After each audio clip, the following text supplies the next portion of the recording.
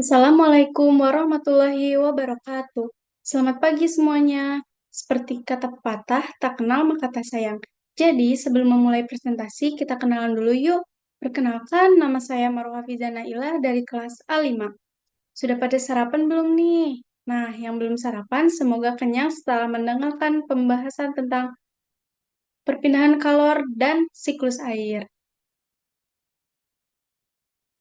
Perpindahan kalor. Kalor adalah salah satu bentuk energi yang bisa berpindah dari benda dengan suhu yang lebih tinggi ke benda yang bersuhu lebih rendah. Jika keduanya dipertemukan atau bersentuhan, misalnya mencampurkan air dingin dengan air panas, kemudian akan menghasilkan air hangat.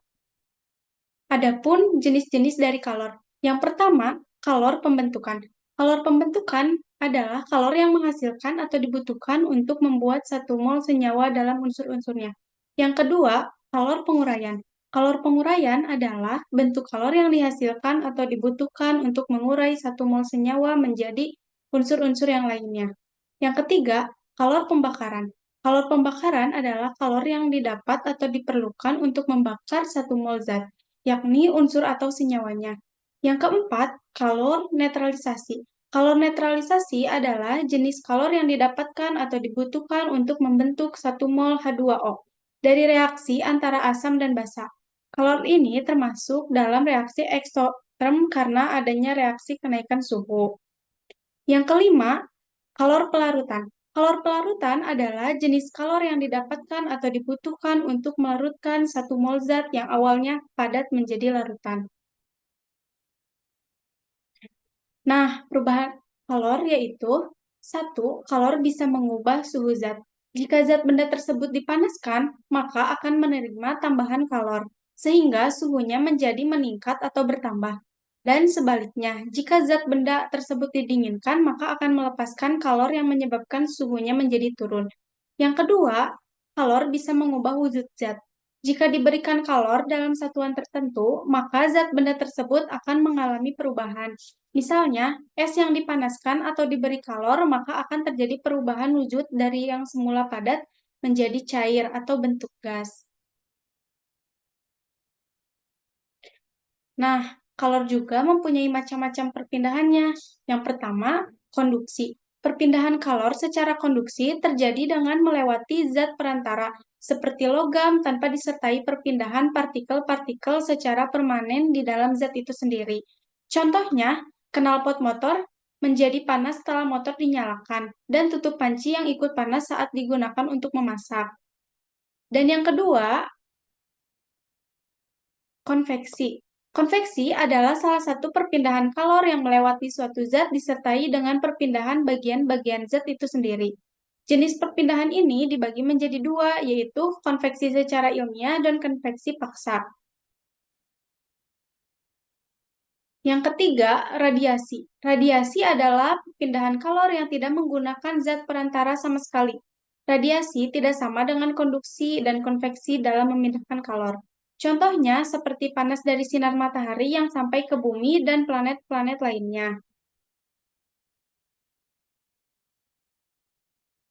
Adapun siklus air.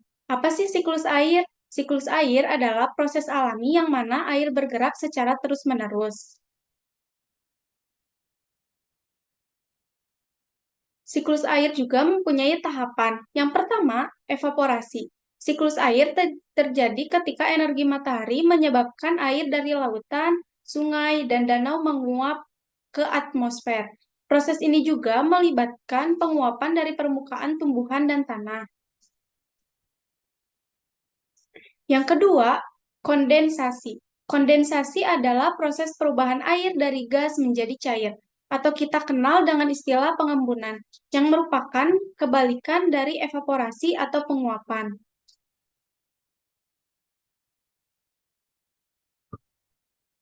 Yang ketiga, presipitasi. Ketika awan jenuh dengan tetesan air, presipitasi terjadi. Presipitasi dapat berubah berupa hujan, salju, hujan es, atau embun beku.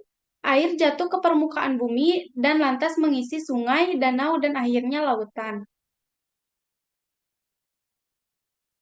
Yang keempat, Infiltrasi. Sebagian air yang mencapai permukaan bumi akan meresap ke dalam tanah melalui proses yang disebut infiltrasi.